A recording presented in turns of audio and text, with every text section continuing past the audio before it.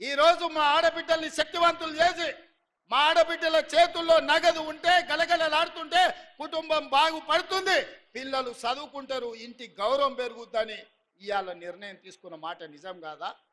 ఇవాళ 4,50,000 ఇందిరమ్మ ఇండ్లు ప్రతి ఇంటికి 5 లక్షల రూపాయలు ఉచితంగా ఇచ్చి 4,50,000 ఇండ్లు ఆడబిడ్డల పేరు మీదనే మంజూరు చేసి ఇంటి యజమానులుగా మిమ్మల్ని చేస్తున్న మాట నిజం కాదా?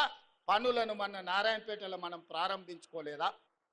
ఒక్క సంవత్సరం తిరిగే లోపల ఒక్క ఆడబిడ్డల కోసమే ఇన్ని చేస్తే విద్యార్థులకు నిరుద్యోగ యువకులు మీరు గుండె మీద చేయి పెట్టుకొని ఆలోచన చేయండి. ఆనాడు తెలంగాణ ఉద్యమంలో క్రియాశీలకంగా పోరాటం చేసిన మీరు విద్యార్థి వీరులారా, అమరులైనరు, నిరుద్యోగులైనరు, ఉద్యమకారులైనరు, ఉవ్వెత్తున తెలంగాణ ఉద్యమం చేసిన 10 ఏళ్ళు ఒక్క ఉద్యోగమైన చంద్రశేఖరరావు ఇచ్చిండా?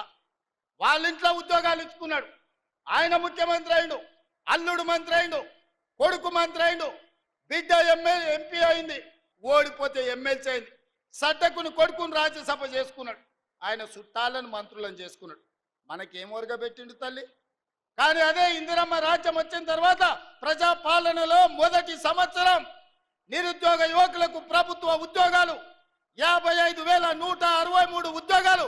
భారతదేశంలోనే స్వతంత్రం వచ్చినప్పటి నుంచి ఈనాటి వరకు ఒక్క సంవత్సరంలో 55,000 ఉద్యోగాలు ఇచ్చిన ప్రభుత్వం ఏదైనా ఉందంటే మీ తమ్ముడి ప్రభుత్వం, మీ అమ్మ ఇందిరమ్మ ప్రభుత్వం తప్ప గత పాలకులు చేసింది కాదు. ఇది నిజం కాదా? ఈరోజు నేను అడుగుతున్నా, టీచర్లుగా నియామకమైన వాళ్ళని, టీచర్లుగా ఉన్న వాళ్ళని, మీకు 22,000 మందికి ప్రమోషన్లు ఇచ్చి 35,000 మందిని బదిలీ చేసి 20 ఏళ్ళ మీ సమస్యను తీర్చింది మేము కాదా? ఇన్ని పనులు సంవత్సరం లోపల చేస్తే అప్పుడే చంద్రశేఖరరావు, తారక రామారావు, హరీష్ రావు, కవితారావు ఇక నువ్వు దిగుతావా లేదా అని జోలె భుజాలను కేసుకొని బయలుదేరు. ఏందా మీ కడుపు నొప్పి? 10 ఏళ్ళు మీరే ఏలిండ్రు కదా, 10 ఏళ్ళు మీరే పచ్చగున్నారు, పండిందంతా మీరే మేసిండ్రు, పచ్చగున్న కాడ మేసిండ్రు, వెచ్చగున్న కాడ వండుకురు ఫామ్ హౌస్లల్లా. మా పేదోళ్ళ గురించి ఆలోచన చేసిరా? మా పాలమూరుకు నీళ్లు తెచ్చిరా అని నేను అడుగుతున్నా. 10 ఏళ్లలో మీరు ప్రాజెక్టులు కడితే మా పాలమూరు ఎందుకు ఎడారి అవుతుంది? మా ఆడబిడ్డలు వలసలు ఎందుకు పోతారు? ఇయాలటి కూడా కొత్తకోట దగ్గరనో, దేవరకద్ర దగ్గరనో, పెద్దమందడి దగ్గరనో జంటలుగా మేస్త్రీల దగ్గర, గుంపు మేస్త్రీల దగ్గర పైసలు తీసుకొని పిల్లల్ని ఇంటి దగ్గర వదిలి వలస పోతుంటే మా కష్టం గురించి ఎన్నడైనా ఆలోచన చేసినవా చంద్రశేఖరరావు అని నేను అడుగుతున్నా. ఎన్నడైనా మా వలసలు, మా కష్టాలు, మా తట్ట పని, మా పార పని, మా మట్టి పని, మా రక్తాన్ని చెమటగా మార్చి ఈ దేశంలో ప్రతి ప్రాజెక్టు మేం కట్టినాం. బాక్రానంగల్ నుంచి నాగార్జున సాగర్ వరకు, శ్రీశైలం నుంచి శ్రీరామ్ సాగర్ వరకు మా చెమట లేకుండా, మా రక్తం దార బొయ్యకుట్ట కట్టిన ప్రాజెక్ట్ ఏదైనా ఉందా అని చంద్రశేఖరరావు నేను అడుగుతున్నా. మరి ఇవాళ నేను అడుగుతున్నా, 10 ఏళ్ళు 2 లక్షల కోట్లు సాగునీటి ప్రాజెక్టుల మీద ఖర్చు పెట్టిన నువ్వు మా పాలమూరు ఎందుకు పూర్తి చేయలేదు? మా కల్వకుర్తిని ఎందుకు పడావు పెట్టినవు? మా భీమా, నెట్టెంపాడు, కోయిల్ సాగర్, మా సంపద కొట్లాడిన తుమ్మిళ్ళ ప్రాజెక్ట్ ఎక్కడికి పోయింది?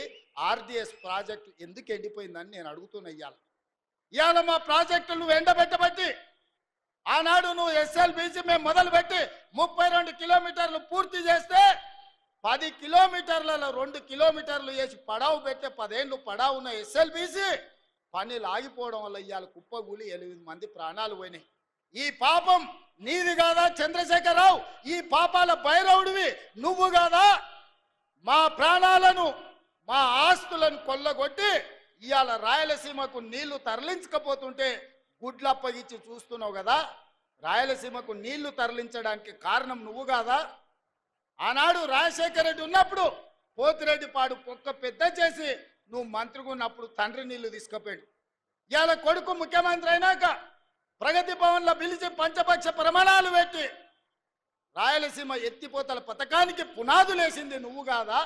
ఆలోచన, కర్త, కర్మ, క్రియ, రాయలసీమ లిఫ్ట్ చంద్రశేఖరరావు వేసిన పునాది రాయి. అంతెందుకు మిత్రులారా, నేను గుర్తు చేయదలుచుకుని ఇక్కడున్న మా యువకులకు, రాయలసీమ పోయిండు, రోజమ్మ ఇంటికి పోయిండు, రొయ్యల పులుసు తిన్నాడు. ఏమన్నాడయా? రొయ్యల పులుసు తిని రాయలసీమను రతనాల సీమ చేస్తాన్న సన్నాసోడేవాడని నేను అడుగుతున్నా.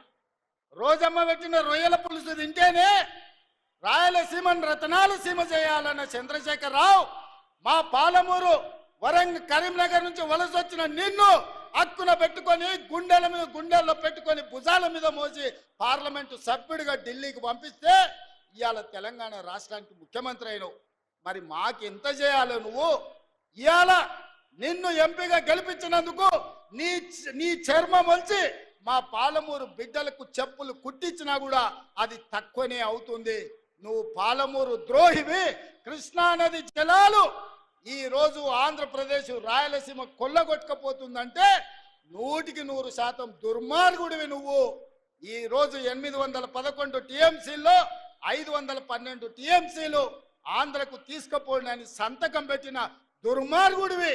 ఇవాళ సంతకమే తెలంగాణ రైతాంగానికి యమపాశమై ఈరోజు మా ప్రాణాలను బలిగొనే పరిస్థితి వచ్చింది.